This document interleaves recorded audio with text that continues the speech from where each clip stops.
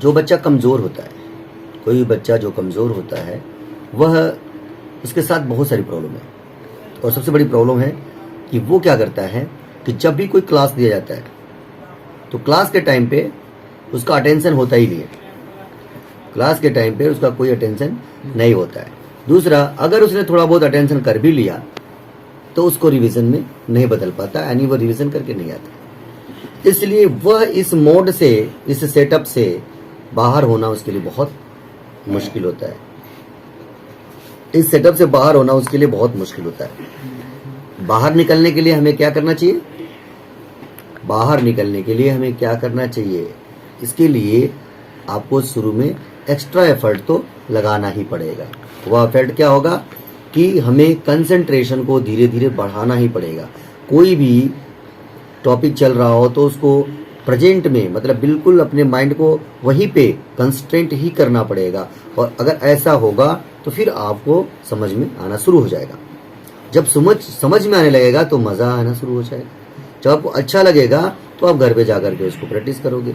तो इस प्रकार से ये प्रोसेस चलाना पड़ेगा, जिससे कि कोई बच्चा जो कमज़ोर अपने को मानता है या पढ़ाई से अपने को दूर पाता है, वह आराम से एजुकेशन के अंदर में आ जाएगा।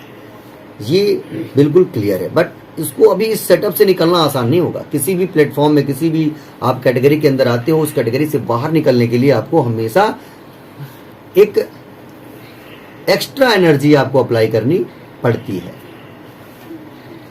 और दूसरी बात, जैसे मैं अभी बात कर रहा टारगेट की, सपोज करो जीवन में कोई भी आप टारगेट बनाते हो, कोई भी चीज बना लेते हो, टारगेट बना लेते हो, तो वो बहुत, टारगेट का मतलब ये होता है कि मुश्किल, अचीवमेंट आसान नहीं होता है। कोई भी अचीवमेंट आसान नहीं होता है। उसको आसान करने के लिए हमें लगातार मेहनत करनी पड़ती है।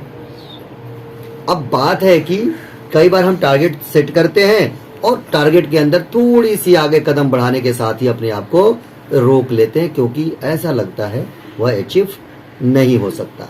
और हम अपने आप को क्या करते हैं? बैक कर लेते हैं। फिर हम दूसरे किसी टारगेट को पकड़ते हैं, और कोई भी टारगेट आसान नहीं होता है, आप जानते हो। फिर दूसरे टारगेट के पीछे करते हैं, वहां भी लगता है कि ये तो बहुत मुश्किल है, फिर अपने आप को बैक कर लेते हैं। तो बहुत से व्यक्ति हैं जो जीवन में सिर्फ इसी प्रकार की चीजें करते करते अपने लाइफ को क्या करते हैं? खत्म करते हैं, लेकिन कोई भी अचीवमेंट नहीं कर पाते हैं।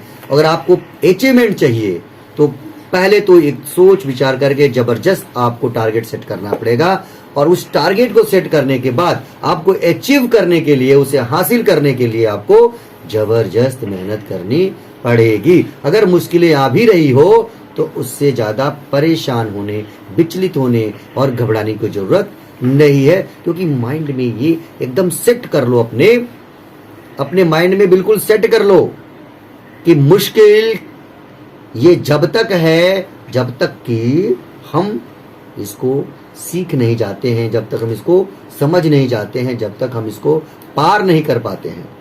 क्योंकि सीखना एक मुश्किल का दौर होता है, लेकिन सीखने के बाद आनंद का दौर शुरू होता है। समझ रहे बच्चों? सपोज करो, एक छोटी सी बात देख लो। हम हिंदी की किताब पढ़ते हैं, सबसे पहले हम क्या याद करते हैं? क से कबूतर शुरू करते हैं, अ से अनार शुरू करते हैं। इन दोनों को मिला करके हमने किताब को पढ़ना शुरू किया। जब क से कबूतर याद नहीं होता है तो क्या उस बच्चे को वह मुश्किल नहीं लगता है? मुश्किल लगता होगा, क्योंकि उसे याद नहीं है। अब वो याद कर लिया, उसके लिए बहुत मस्त हो गया, अब वो तो आराम से करेगा। ठीक वैसी मात्राओं का भी ज्ञान हो जाएगा, वो भी आसान हो गया। तो क्या देख रहे हैं हम कि मुश्किल कब तक था? जब तक कि हमने उसको हासिल नहीं किया, जब तक उसको हमने लर्न नहीं किया, सीख नहीं लिया। और जब सीख लिया तो बहुत आसान हो गया। तो कहने का मतलब कि टारगेट बनाओ, मगर विचलित मत हो। जरूर परेशानियां तो आएगी, बिना परेशानी का सफलता हासिल नहीं हो सकती। तो टारगेट बनाओ और अडिग रहो, चाहे जितना मर्जी परेशानी हो, हिलो मत, बिल्कुल उसके साथ लगे रहो, उसको करने की पूरी कोशिश करते रहो। धीरे धीरे धीरे धीरे वो आपको हासिल हो ही जाएगा। चाहे वो आपके जीवन में कोई टारगेट हो, एजुकेशन का हो, कोई सब्जेक्ट हो। सपोज करो किसी को सब्जेक्ट बहुत, सपोज करो मैथमेटिक्स बहुत किसी को मुश्किल लगता है, तो करना क्या चाहिए? बेसिक चीजें टीचर को भी बताना चाहिए और बच्चों को उस बेसिक को अच्छे से प्रैक्टिस करना चाहिए।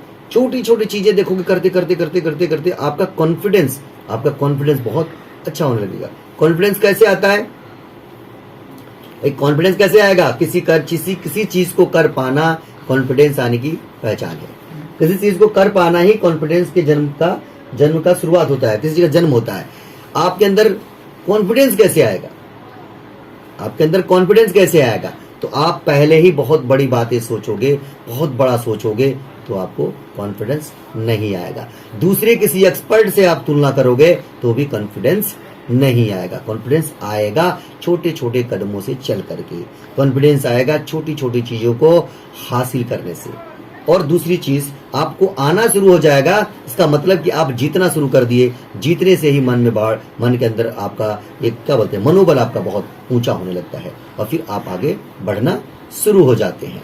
तो दोस्तों, मेरा मतलब है कि किसी भी टॉपिक, किसी भी सब्जेक्ट में भी आपको आगे जाना है तो डरने की जरूरत नहीं है। सिर्फ बेसिक्स क्लियर करो। जैसे इंग्लिश है, अब आपको इंग्लिश बोलनी है, जाहिर सी बात है किसी फर्राटेदार को देखोगे, इंग्लिश न्यूज देखोगे, चैनल देखोगे, उसमें तो बहुत अच्छी इंग्लिश बोलते हैं वो। आप उनको देखोगे, सोचोगे यार ये तो बहुत असंभव है, इसको तो हम कर ही नहीं सकते। तो आप किताब पढ़ना ही बंद कर दोगे, आप ग्रामर पढ़ना ही बंद कर दोगे, आप वर्ड मीनिंग लर्न करना ही बंद कर दोगे, क्योंकि आपने अपने को सरेंडर कर दिया। नहीं भाई, मेरे को नहीं आ सकता। क्यों? क्योंकि आपने उस न्यूज में देखा था, जिस न्यूज में जो न्यूज के एंकर थे या जो न्यूज रीडर थे वो बहुत ही शानदार इंग्लिश बोल रहे थे, और आप यह सोच करके ही घबरा गए कि मुझे तो जमाने में भी कभी ऐसी इंग्लिश नहीं आ सकती। तो आपने क्या कर दिया? अपना मनोबल वहीं खत्म कर दिया, घटा दिया।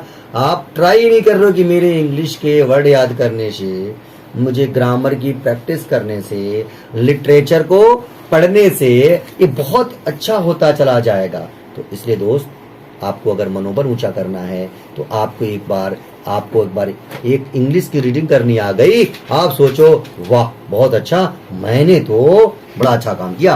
अब तक मुझे इंग्लिश नहीं पढ़नी आती थी, अब देखो मुझे इंग्लिश पढ़नी आ गई। ये पहला नंबर 1। ग्रामर नहीं आता, ऐसा नहीं। आप ग्रामर की बुक की स्टडी करिए, टीचर से पढ़िए, आप प्रैक्टिस करिए, आपको ग्रामर भी आने लगेगा। तो ग्रामर आने लगेगा तो वाह यार मजा आ गया, तो ग्रामर भी आता है हमें। फिर छोटे छोटे टेंस आप बनाना शुरू करो, सिंपल टेंस बनाना शुरू करो, बहुत छोटे छोटे टेंस बनाओ। मैंने फिर बोला ना कि हर चीज की शुरुआत बहुत छोटे कदमों से करो, हर चीज की शुरुआत बिल्कुल बेसिक से करो। एक घर का भी निर्माण होता है तो सबसे पहले उसके बेस को मजबूत किया जाता है, क्योंकि उस पता होता है कि मुझे 10 मंजिला भी बनानी पड़े तो इस पे कोई आंच नहीं आनी चाहिए। तो जैसे घर को बनाने के लिए स्ट्रॉन्ग नींव, स्ट्रॉन्ग फाउंडेशन की जरूरत पड़ती है, वैसे किसी भी टॉपिक में, किसी भी सब्जेक्ट में आपको परफेक्ट होने के लिए आपके बेस को मजबूत करना बहुत जरूरी है। तो दोस्तों, कभी भी किसी सब्जेक्ट से मत घबराओ, बस एक बार ठान लो, मन के अंदर बैठा लो, मुझे इंग्लिश परफेक्ट होनी चाहिए, मेरी इंग्लिश बहुत धांसू होनी चाहिए, ऐसा सोच रखो मन के अंदर और लग जाओ। बेसिक तो टीचर बता ही रहा है, आपने उस पर काम करना है। वर्ड मीनिंग आपको सुनानी है, ग्रामर आपको प्रैक्टिस करनी है, लिटरेचर आपको पढ़नी है। कौन रोक पाएगा आपको कम्युनिकेशन से? क्यों नहीं आएगा? जब इंग्लिश की रीडिंग पढ़नी, जब इंग्लिश नहीं पढ़नी आती थी, मेरे प्रैक्टिस करने से इंग्लिश पढ़नी आ गई। जब टेंस बनाना नहीं आता था, मैं टेंस बनाना सीख लिया। तो अब आगे ऐसा क्या हो जाएगा? आपको कैसे पता चल गया कि आगे का टॉपिक आपके लिए ब्लॉक बन चुका है, बिल्कुल आगे का ताला कुंजी बंद हो गया है, या चाबी खो गई, अब नहीं खुलेगा। पहले का चाबी तो थी, धड़ धड़ धड़ खुल गया, अब की चाबी गायब हो गई, है ना? ऐसा नहीं है, बिल्कुल आएगा। तो आप अपने मन में क्या ठानोगे कि सबसे पहले हम टारगेट सेट करेंगे और बिल्कुल भी नहीं डरेंगे, बिल्कुल भी नहीं उससे परेशान होंगे, चाहे जितनी कष्ट हो, जितनी परेशानी, जितनी मुसीबत हो, जितनी मेहनत पड़े, लगे रहेंगे, लगे रहेंगे, लगे रहेंगे, लगे रहेंगे, और एक दिन हम अचीवमेंट जरूर करेंगे।